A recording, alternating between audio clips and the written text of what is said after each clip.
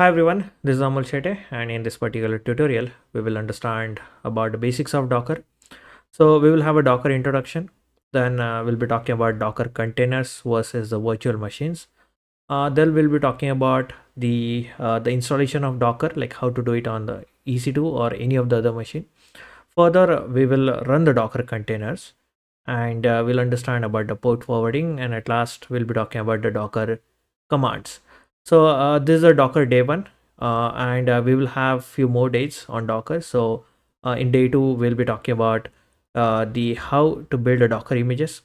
Then we'll be talking about how to build the multi-stage Docker images. So that will be the day three. In day four, we will understand about Docker Compose, how to run a multiple services at the same time. And in the day fifth, we will talk about Docker networking, storages, and some advanced concept around the Docker. So this is a Docker series we will have ahead. So let's get started, and please do subscribe my channel.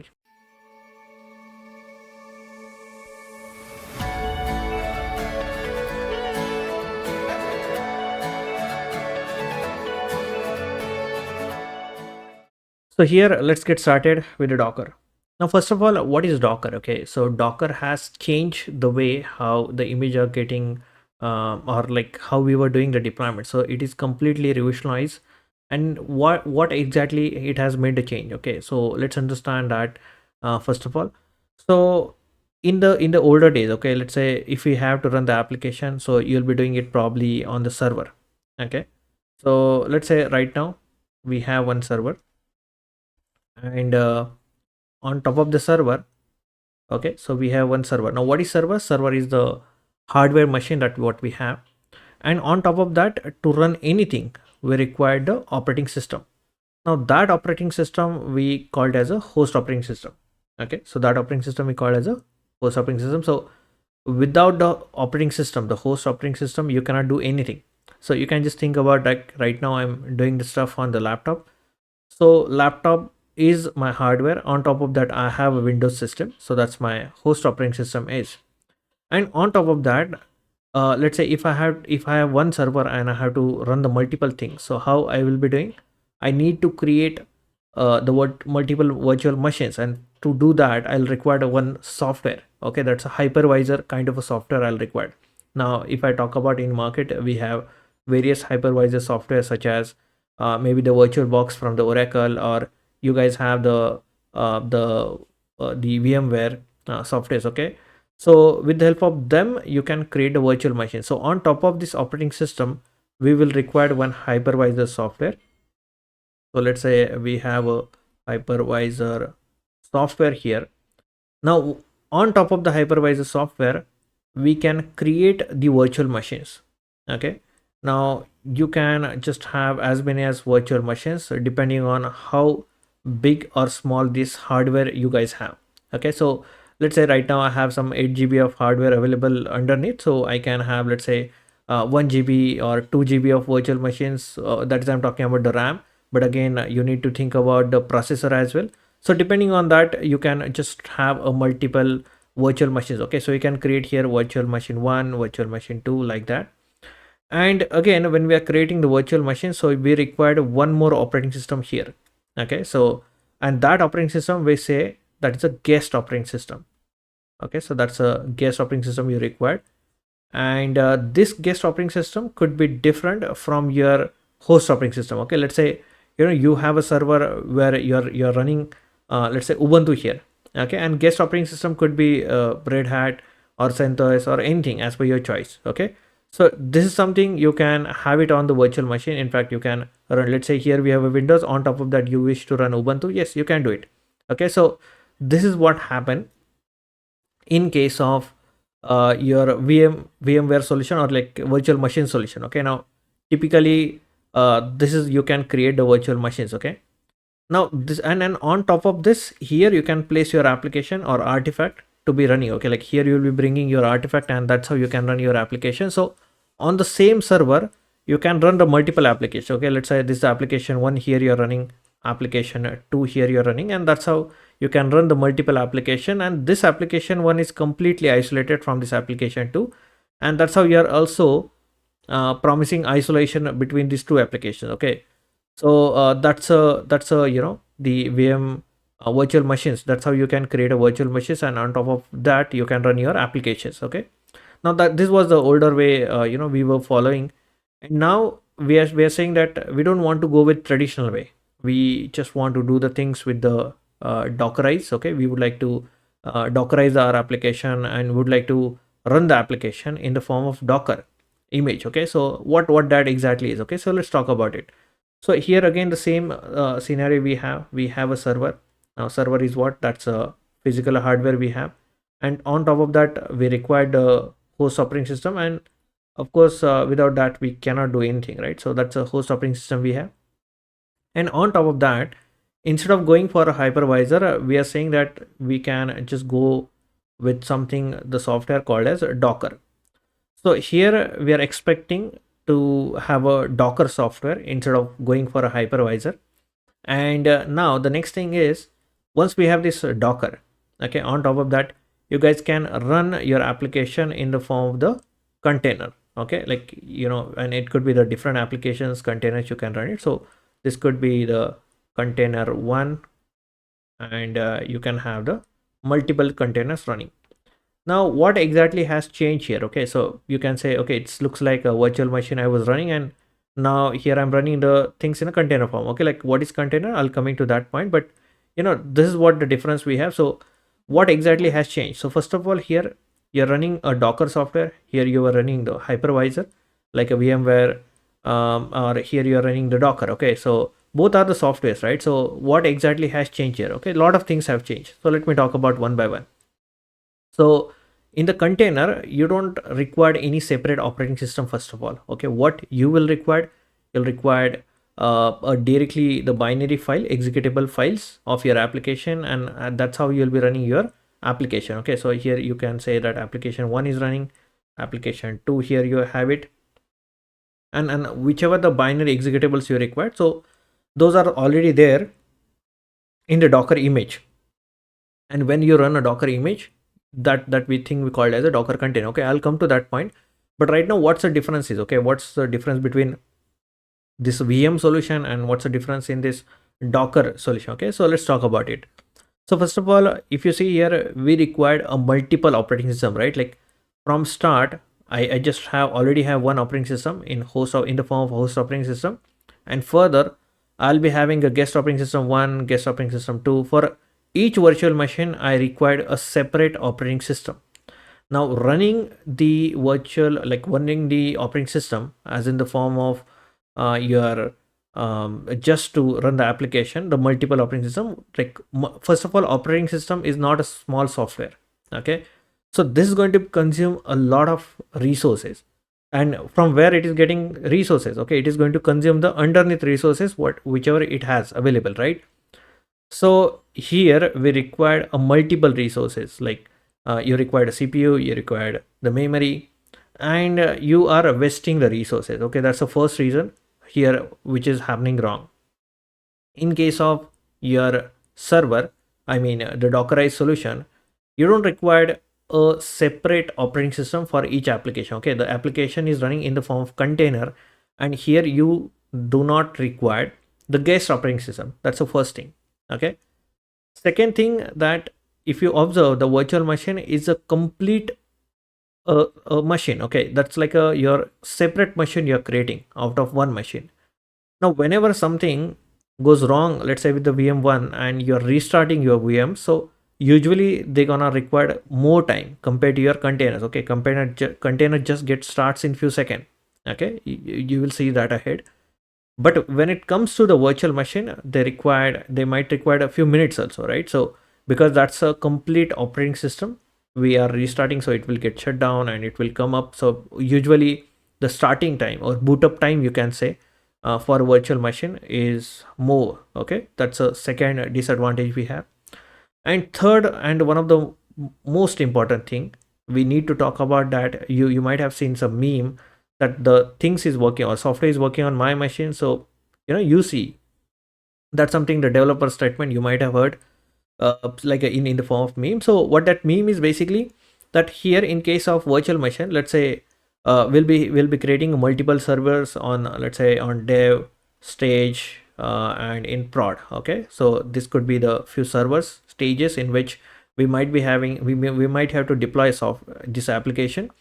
Also, whenever a developer develops anything, so he's going to test out the things on his laptop as well, right? So just assume a developer is developing something, and that whatever the software he was trying to implement, that works fine on his laptop, but it's not working on any of these environments. Or let's say on dev it worked, but on stage it's not working. Okay, or let's say on dev and stage it worked, but on production it's not working, right? So that thing might happen, this could be because of the compatibility issue. Let's say developer, whenever a developer is developing anything, so developer is creating the things on the Windows system, but when he's trying to do the deployment, so that is happening on Linux. So it could be any reason because of which your application is not working on certain stages, but it's working on his machine. So now, this could be the blame game that can just go on between your developer and the DevOps engineer. Says that a developer will say, it's working on my machine, and you see what is problem on the server. And your DevOps engineer will say that, it is working on your machine, so there must be something extra dependency is there on your laptop, because of which the application is working fine. So you need to tell us, okay, like what's the cause, or what is the problem. So now, because why this problem is coming, because there is no standardization we have. Okay, like our things are has to be independent of on which platform we are running the things. Okay, your software, when you're creating it, that has to be independent, platform independent, on which operating system you're running it. And that's the reason here we came up with the solution. That's we can create the application in the form of Docker image. Okay, or we can keep it. Okay, like your traditional way we're gonna follow here. But when it comes to running or keeping the application, we'll be creating the application in the form of Docker image. Okay, so now what is Docker image? I'll come to that, but you can just assume right now that developer is going to write the code, and we are going to put everything that whichever requires to run one application in the form of Docker image, and that Docker image will be running on top of your this container. Okay, in the form of container. Now what advantage we get here is, every single time whenever you will be running your application on any of the platform, okay, so you just require a Docker software to be installed on top of that, and you can start deploying your application there. Okay, so let's say right now I have a host operating system as a Windows. On top of that, I can have a Docker desktop. I can just go and create a containers. Tomorrow I'm doing deployment on the Ubuntu machine, so just go and have the Ubuntu, and on top of that Ubuntu just have Docker software there also I can. So the way application was running on Windows system, okay, it is going to be exactly same way application is going to run on the Ubuntu machine. So we are actually bringing a standardization in terms of deployment. Now that's the biggest advantage we are getting here. Okay, that's the biggest advantage we are getting here. So when we are doing a deployment, so we are getting advantage that we are bringing standardization. So the way application working on, let's say on dev, okay, it is going to exactly work on the same way on the production. So that one of the best thing we're getting here, and on the when we are using a Docker. Okay, so this is about the Docker containers versus the VM.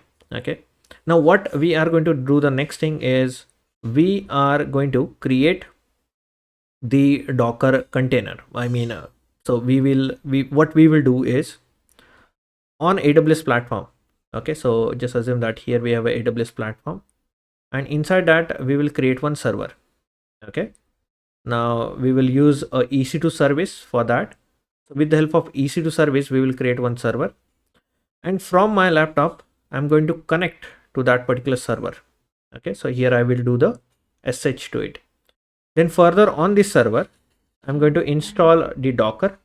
Okay, I'm going to install the Docker, and once the Docker installation is done, further we are going to run the containers on top of it. Okay, so this is going to be the procedure we are going to follow. So let's do it in step by step. Okay, so first of all, I need to have a server. Okay, then second thing, so here I'll just note down the steps. Okay, so create this server is going to be the first step. Second thing, what we will do is we will install Docker. Okay, we'll install Docker on top of that your server machine. Third thing, we will run the container. Okay, so this is going to be the procedure. So here we will run the Docker container on top of it. So let's go ahead and do it one by one. Now I do have a AWS account created already for me, and that's what the next thing I'm going to do. I'm going to launch an EC2 server. Okay, so just log into your AWS account, and you can just look for EC2 service, and here I will simply click on launch instances. Okay, so let's launch one EC2 server. Now you can give the name as per your choice. I'm just giving a Docker server as a name. Further, I need to choose the operating system, and here I'll be choosing the Ubuntu. Okay, now you can just choose any operating system as per your choice. So a little bit installation steps going to vary there. Okay, so for this demonstration, I'm just choosing the Ubuntu as operating system. Further, this is the version I'm choosing. T2 micro is enough for this demonstration, so we'll go with the T2 micro. Further, I need to log in. Okay, now here I just talked about we have to log in from your this machine. Okay, from this machine to the server we gonna log in, and that's the reason here we need to choose a key pair. Okay, so if you have a key pair, you can just choose it, or else I'll just create a new key pair. Okay, so let's say it's a Docker server key.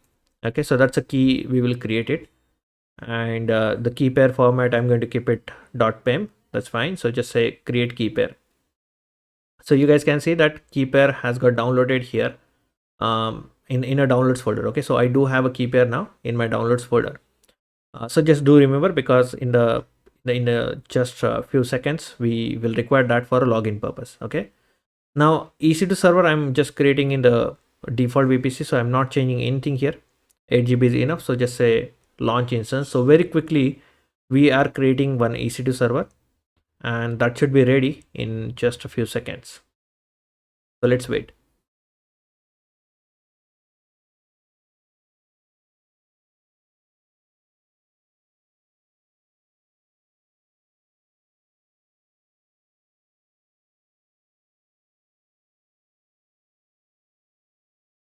Alright, so here you can see our server is ready, and the next thing what we are going to do, we are going to log in to that server.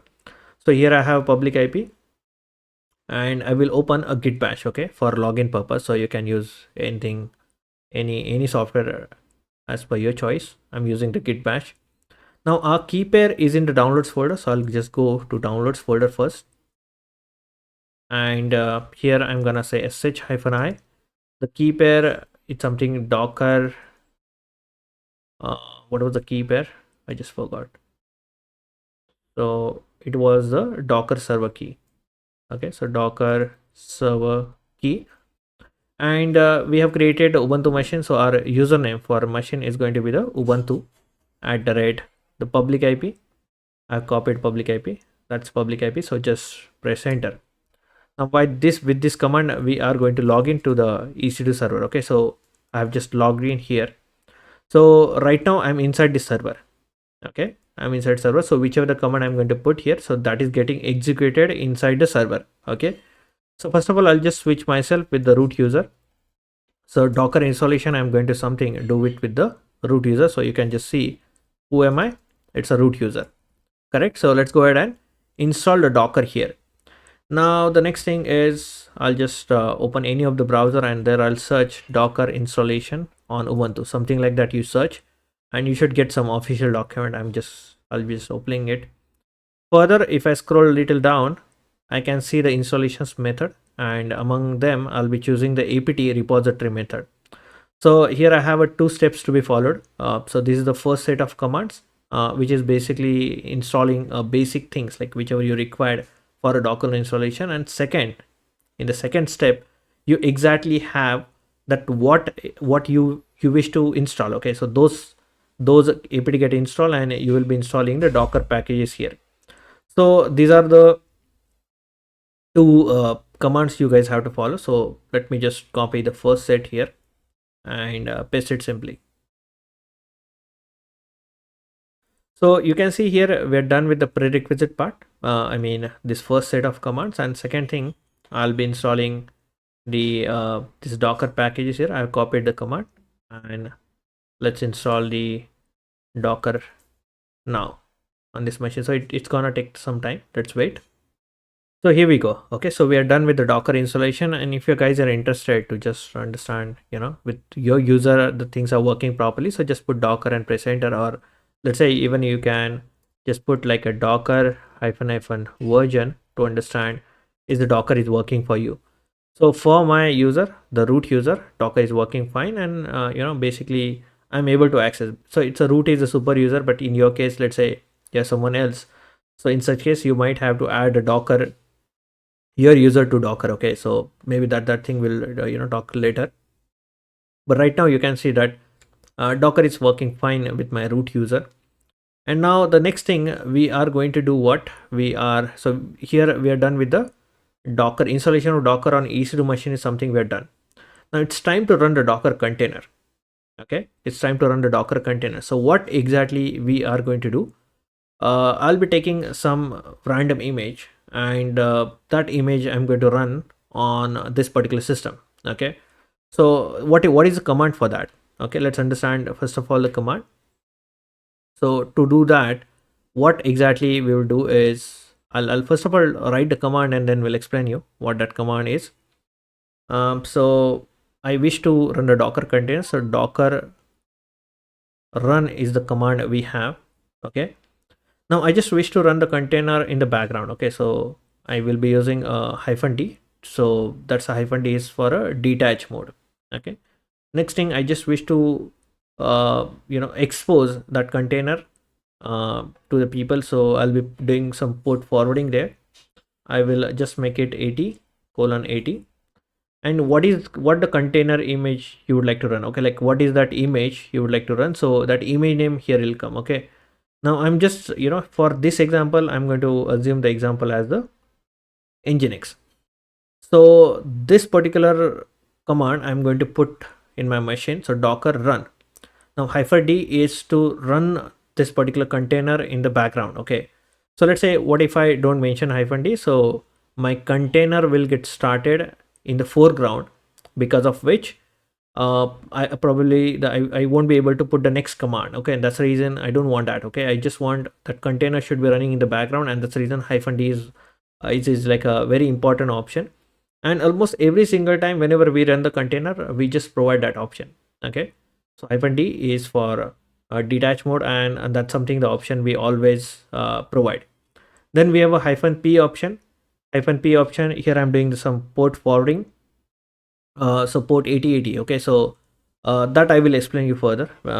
We have to discuss that. Okay, so here the next topic we'll be talking about the port forwarding.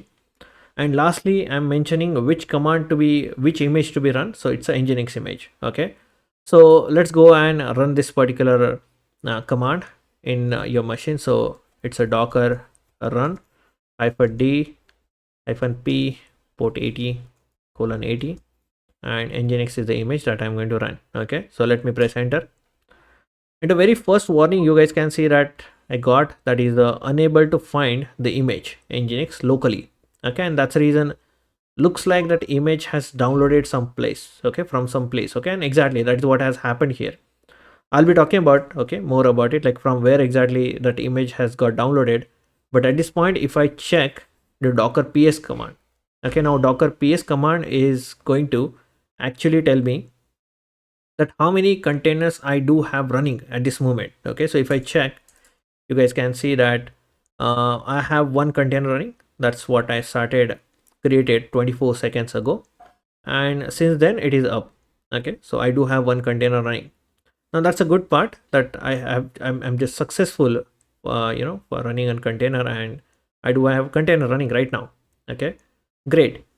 So this is what the command we use it to run the Docker container, and these are the extra options that we have passed. Now right now let me focus on this particular portion where I'm just doing something like a port forwarding.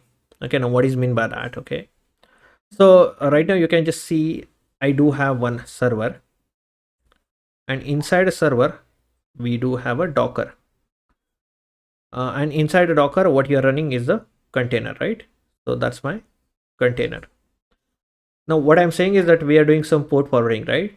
So let's say I do have one user or few users who would like to access my application. Now Nginx is what? That's a web server, and it can help you to run your website. Okay, so on top of your Nginx application, you can run your website. So that's what the Nginx application. So it is going to show you some test page right now. If I just want to show you a result, or in fact, let's see that result. So here my user is there, and that user wants to access the application. So what he can do, he can connect on port 80, okay, from outside on the server port, okay, on the server port 80. So the first 80 what you see here, that is the server port, okay. The first 80 what you see here, that is the server port, okay. And second 80 what you see, that is the container port. So basically whenever somebody connects on this port 80, just forward a request to the container port 80, okay. And now your application, that Nginx application inside a container, is running on port 80. So you have a choice to choose this port, okay. So let's say you don't want to run your application on port 80. I mean, you don't want to expose it on port 80. It could be something, let's say the other port number, you just assume that it is going to be the 3333, okay. Now you just assume that you just wish to expose the application on this port, okay. You can do it. So you have that facility to do it. You can decide as a DevOps engineer, you can decide that it could be something else also. This cannot be changed, okay. So this is decided by the developer, that on which particular port the application has to be running. So this port we cannot change, but as a DevOps engineer you could change this, okay. But right now we have started running our application on port 80. So let's check it, okay. So we have a server, and inside that we have an application running. So I'm gonna show you very quickly that, like, do we able to see the application. So if I go to the server, and if I take this public IP, I'll put it in the browser with the public IP, and we are running the application on port 80. So I'll say colon port 80 and just press enter. Now that port 80 has gone, because by default when we are running anything on HTTP with the HTTP request, so application runs on the port 80, but looks like the application is not running, okay. Like you're not getting result, okay. And there's some reason, okay. And what is the reason? So as a user, when this user is trying to connect to their server, so server has something called as a security group, okay. Now that security group is blocking your port 80, and you have to make port 80 open, okay, to this user, so that this user can access this the website. So now that's something, the feature we have from the EC2, okay. It has nothing to do with the Docker. We are running the application on port 80, but we need to open the security group. That's like a firewall we have. So firewall is blocking that port 80, okay. So let's go and open that particular port. So that's my Docker server. I'll click on security. Here I'll open the port, that's 80. In the inbound rules, I'll click on edit inbound rules. Just go add rule. Say you wish to open HTTP port, that's port 80, and I'm just opening it for all the people, okay. So I'm just choosing anywhere here, so all the people, that is all people can access this particular application. I'll say save rules, and here I have opened that particular port. So I'll just go and refresh it, and here you guys can see that we have the application running, okay. So as expected, your application is running in the form of container, and that's running absolutely fine. Next thing, I just wanted to show you one more example for port forwarding. So we use one command, that is which is the docker run command. So with the docker run command, I'm going to run one more container with -d option, -p, and this time let's assume that 3333, that's our port number we would like to assume. But right hand side port, that is a port 80. It's going to be the port 80 because that's a container port, okay. Here on this particular port, your application running, we have a freedom to choose anything here, okay. So that's what I'm doing. And what that image I'm going to consider, it's again the Nginx application, okay. So I'm gonna run the two containers with the same image, that's Nginx, and let me just press enter. Now here I just got a one string, right? Like in previous case, what has happened, that it seems to I was having that image got downloaded from some place, but this time I didn't saw anything which is downloading.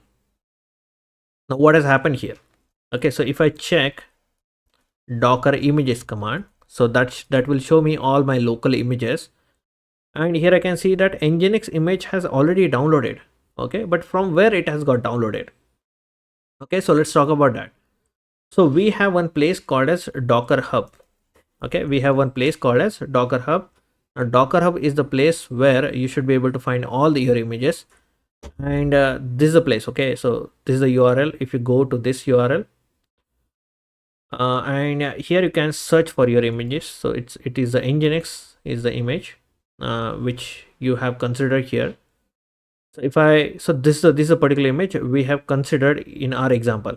Okay, now from this place, okay, that is a hub.docker.com. Here we have so many the images we have, and so you can see here, okay, postgres, mysql, httpd, rabbitmq, traffic. Okay, you have so many images here, so you can take these images freely, and on top of that you can also run your application. So right now we're just understanding the basic stuff, so I'm not considering something very complex. So we are just running the application as a nginx in the form of nginx image. Just consider that's what our application is, and we are simply downloading that public image from this docker hub, and this is the image. You can find it here. Okay, so inside your docker images, that's the image we have, and that particular image, it's already downloaded, and that's the reason when I ran the container next time, so here I didn't got any downloading. I'm downloading something. Okay, great. So if I check now docker ps command, you guys can see we have one more container running, which got created 2 minutes ago, which is up from 2 minutes, and that's what the next docker container we have. Okay, great. So but that container we have exposed, so like here right now we have a 2 containers running, right? And the next container we have started on 3333 port. Okay, so if I again try to access the other container and I just switch to that. Okay, so let me show you what will happen in that case. If I go and take the public IP, so if I try to just take that 333, so you can see again we're getting same result, so we need to open that port as well. Let's go back to security group. Here I will add in the edit inbound rule, I'll just add one more rule, which is TCP, custom TCP in this case, and I'll just add the 3333 for all people. Okay, just say save rule, and in this case I should be able to open application. Yeah, here we go. So as soon as I open the port, you guys can see the second application is also working absolutely fine.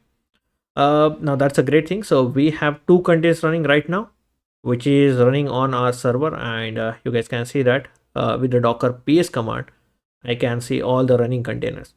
So this was about the port forwarding I wanted to tell you about, guys. Okay, now the last thing we will discuss few of the basic commands. Okay, so let's go ahead, and of course we have learned few of the basic commands, such as docker ps command is to actually understand how many of the containers are running, docker images to see a docker which all the images I do have right now running, I mean available as at a local space.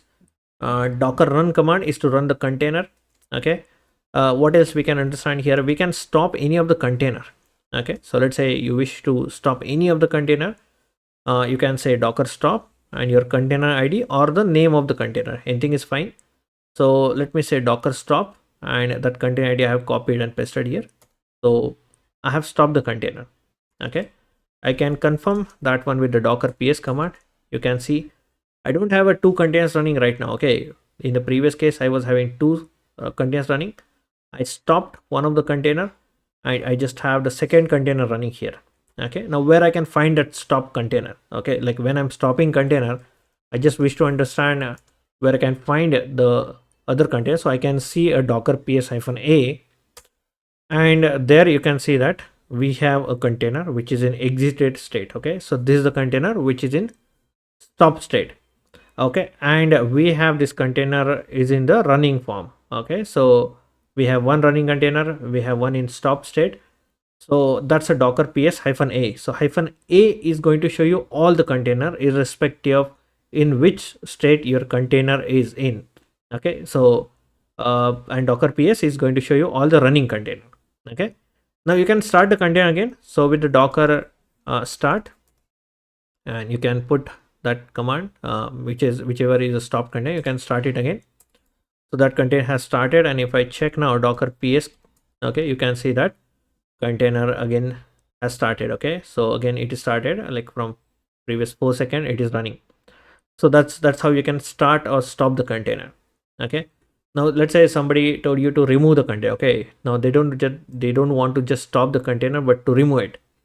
So if I go and remove, so docker rm is the command with which I can remove it. So let's say I have a container is in the running state and I'm trying to remove that container. Okay, you can see I got an error. Now what that error is saying that container is in running state, and that's the reason I cannot remove it. So how I can remove it? I need to stop the container first. That's the best practices. So I should be stopping the container first. So let's stop it.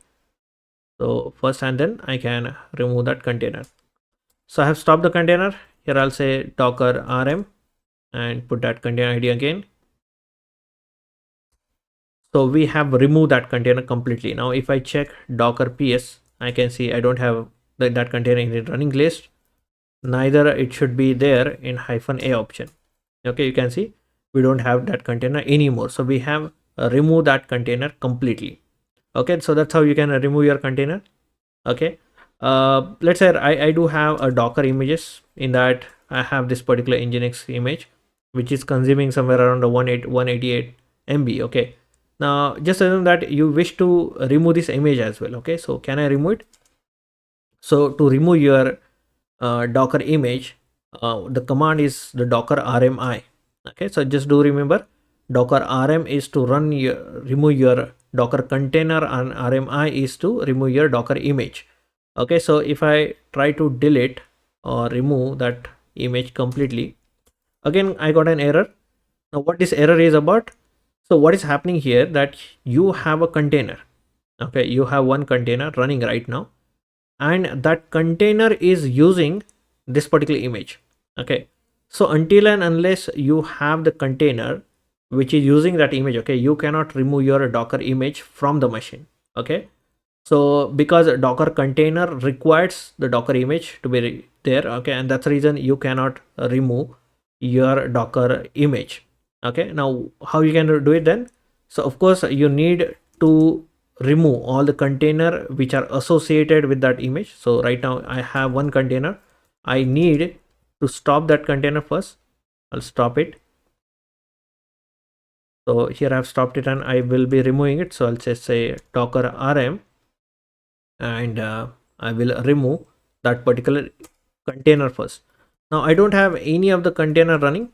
Okay, with that image. So now I'm good to remove the docker image. So in this case I'll say docker rm I and this image name.